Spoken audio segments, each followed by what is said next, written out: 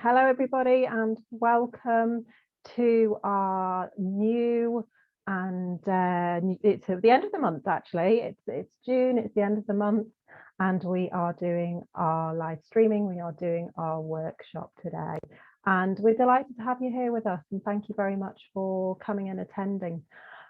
We are today talking about the idea of TPD and scheduling TPD. This is the last in our very short sessions that we've been doing, just about trying to help you to schedule TPD in school yourselves, because it can often be quite difficult and challenging to do that. So we're just trying to help you. Now, if you're an individual and this is not necessarily associated with you, try not to worry at all. We're going to try and help you as well to think about your own TPD and how to schedule it in, because we're all pretty busy people. So if you're live on Facebook, please feel free to type into Facebook. I am following it all live on my phone, so I will be able to assist you and to help you and answer your questions. So do feel free to type this in there. If you're attending on Zoom, I will keep an eye on it on Zoom as well and ensure that I'm answering everybody. So it's multitasking everybody. So let's have a little think then. How does your school schedule TPD? Who do you work with when you're taking TPD? And how do you record your TPD? Any suggestions at all? Always feel free to write them in the chat. I'm going to move quite quickly because, as you know, it's only a 15-minute workshop. So we will keep it pretty quick in terms of speed. Today we're going to be looking at how does leadership implement Teach 2030 courses in their schools. As I mentioned, we'll consider scheduling and how to access courses, outline how to record and monitor TPD, and then outline how teachers in school can learn from each other. So any comments, always feel free to write them straight into the chat. Okay, so if you are a head teacher and you are thinking about scheduling TPD, what can be incredibly useful is thinking about timetabling and thinking about a specific period of time in each timetable. It might be a lesson, it might be the end of the day, every 1 to 2 weeks, so that all teachers know where they need to be and when. For example, every Wednesday at 3:30 for 1 hour. Now, some of us, I know that I can see Shabangi's with us on Facebook, and I know that Priya, who was just with us on Zoom, are individual teachers. And thinking about your own TPD, do you prioritise it? Do you think to yourself, actually, I'm going to try and do it at a set time? Or is this something that you think, well, actually, no, it's not. And that means that I'm not doing it very often at all because I'm not building it into my own routine. So if you are an individual teacher, or if you are doing it at school, do let us know and have a quick type and tell us, do you prioritise your own TPD routine? Do you stick to it or not? What do you think? Feel free to type. Devices. Obviously, if you're doing TPD online, you're going to need a device. So I know if you're joining us now, you're probably using your phone or you're using your computer. If you're organising it in school, it's really important with TPD to make sure that everyone has access to at least one between two. So it could be smartphones, it could be computers, it could be tablets. Now, if you've got that, you've then got the issue of connectivity, and some TPD materials are accessible offline and you can download them. But some of them, a lot of them, they actually need you to be able to access the internet. Like, for example, this workshop. This is a great example of accessing TPD and doing it for free. So the question is, how do you make sure that you've got enough data? What device are you going to use for that? Or is there anywhere nearby you where you can access any free Wi-Fi? Because obviously when it comes to these sorts of workshops and online TPD, you might be paying for this data.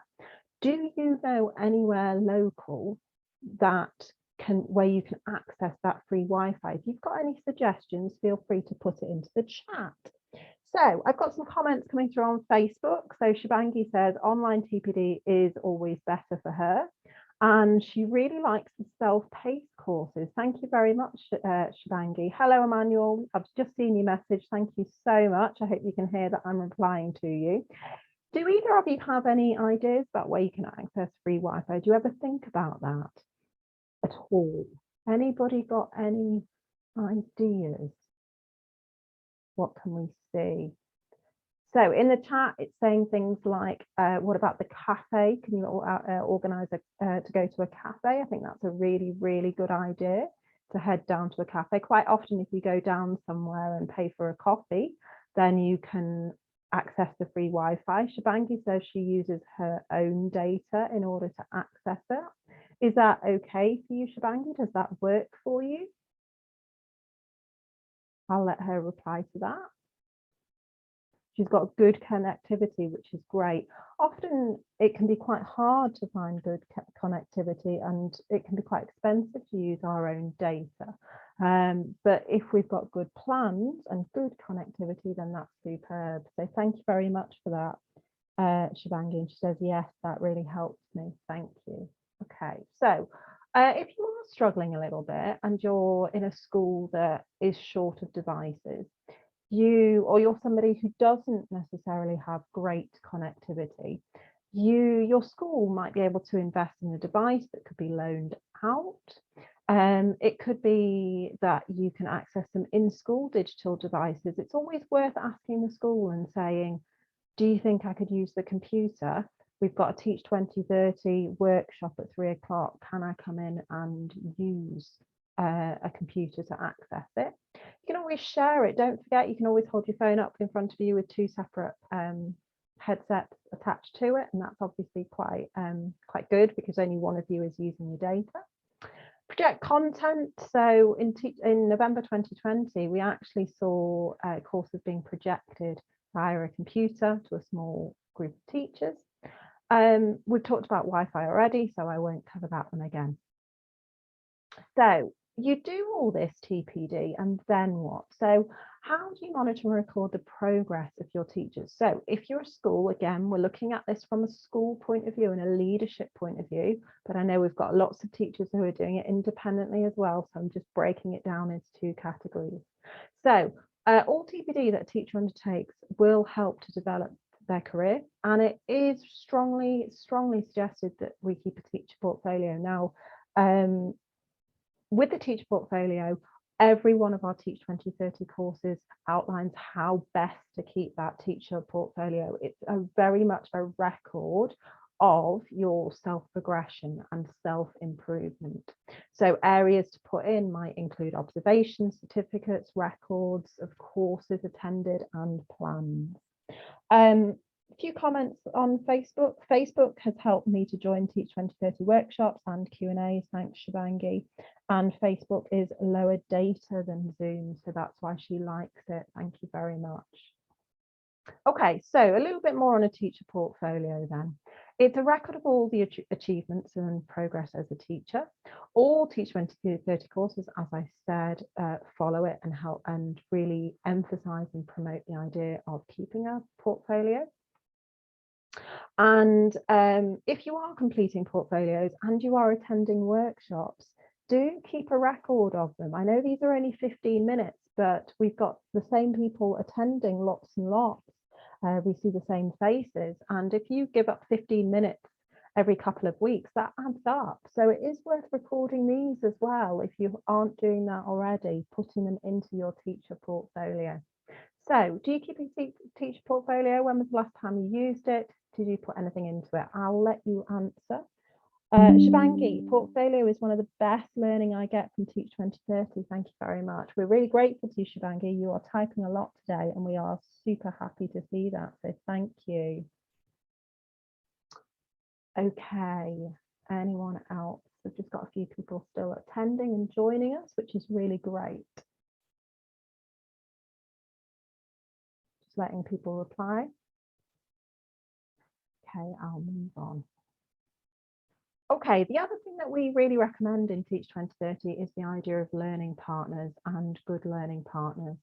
And this can be really very, very helpful to provide a supportive learning environment, and hopefully people feel like on our workshops as well that they're starting to gain an understanding of who attends every week, every month, and who they can talk to. So what is a learning partner and how is it helpful? Let's have a quick play. Why do Teach 2030 courses suggest you have a learning partner? Everyone needs someone who supports, advises, challenges, listens, and celebrates our achievements. Good learning partners respect each other. Listen without judgment. Collaborate and value learning from each other. Provide a safe space to discuss lessons that went wrong or need improving. Help each other with their mission to become even better teachers. A learning partner could be someone who is experienced or someone new to teaching. It is not only about subject knowledge or years of expertise, it is also about attitude and the sharing of ideas.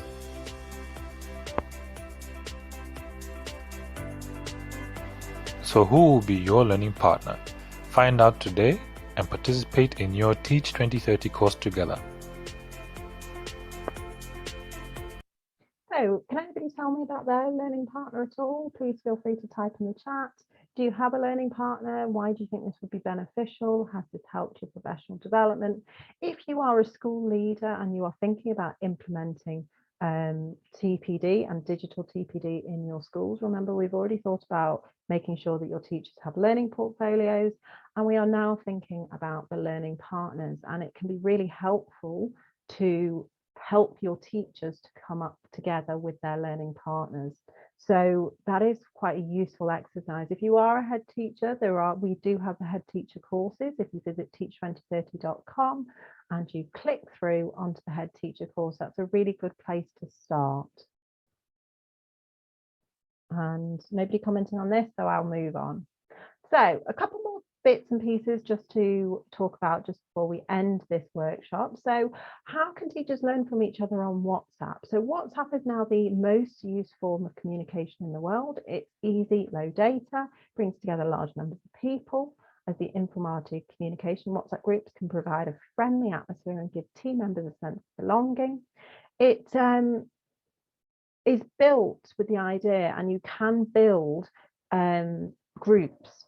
So you can gather together groups of people, that might be some teachers, and then you could have a TPD session to discuss materials, progress, successes, challenges. So we've got a WhatsApp group with our ambassadors that have already become, and as many of you know, we have just started the new ambassador program. If you've applied, don't worry, we're in the process of sorting that out, so bear with us. But you will then become part of a WhatsApp group if you are successful, and it's a great way of us communicating and talking about TPD. It's a simple way to keep everyone on track, and it absolutely is a way of sharing photographs. It can be very easy to share those photographs. So absolutely have a think about that. Thank you, Gorbin. Gorbin has said this is a wonderful workshop. Thank you very much for your comments. Anybody think that WhatsApp's useful? Has anybody used it professionally? I'll just let you have a quick comment. Do you use WhatsApp professionally at all? Anybody at all? Just give you about 20 seconds just to type anything. Okay, I'll move on quite quickly because obviously we're on a very short time scale because it's only a 15-minute workshop. So let's consolidate. We have thought today about if we are leadership, and if we, we've got Hugh. Hugh says that he uses it. Thank you, Hugh. What do you learn from it, Hugh? Can you tell me anything at all? So what have we learned today? Well, we've talked a lot about how to organise TPD and how, if you're a school, you can do that. And the idea of timetabling, ensuring people that have devices and have access to devices, setting up your teachers with a portfolio, thinking about dividing your teachers up with learning partners. So if we're a school, we thought about it that way. If we are individuals and we are doing individual TPD, we've also thought about making sure we make time for our TPD, making sure that we don't forget about it. With teachers who have so much on with marking and planning, and if we start scheduling that in and maybe thinking, oh, every Monday I'm going to do just a half an hour, a little bit, then it can be helpful. We thought about WhatsApp as well. Maybe there's someone you can set up if you're an individual, setting up a little group. That can be really useful, especially if you're struggling with teaching a new subject or you've got a new year group to teach. You know, we're coming towards the end of the year in a lot of different countries. Maybe you've already been approached by your head teacher and told that you need to teach year 2 and you usually teach year 3 and you don't quite know how to do that. It can be quite useful to set up a WhatsApp group. And we've also considered free Wi-Fi so that teachers do not have to use their data. Now, I'm going to open it up to everybody. Please feel free to type or write whatever you want to. This is the end of our workshop, but I'm going to leave it open for a few minutes so that everybody can have a little conversation and say what they need to say. So Hugh says, yes, it provides an enabling environment to inspire and educate each other with a sense of trust and goodwill. Thank you very much, Hugh. That's really useful. That's about WhatsApp groups, I think. So Shivangi says in her school, they have WhatsApp groups, which is great. Emily also says that she has WhatsApp groups. Golden says we have WhatsApp groups to share trendy topics or conferences, panels and webinars. Each school has an official WhatsApp group to communicate within Turkey. Emily says that learning partners are a great idea to learn from each other. Thank you very much. Those are wonderful comments. I will give you about 20 more seconds if anybody wants to type anything else. Okay, I'm going to leave it there and say thank you so much for joining us today. We really appreciate you attending and also contributing so much to the conversation. Thank you very much for that. If you have applied to become an ambassador, as I mentioned before, I can see lots of faces in our crowd that are here, that want to hear from us. Don't worry, you will hear from us indeed. To take a Teach 2030 course, please visit teach2030.com. Part 1 is always free and part 2 at the minute is completely free. You only have to use the code Teach2030 in order to achieve that. And thank you very much for attending. Thank you, everybody. And I really hope that you all have a fantastic day ahead. Take care and thank you very much.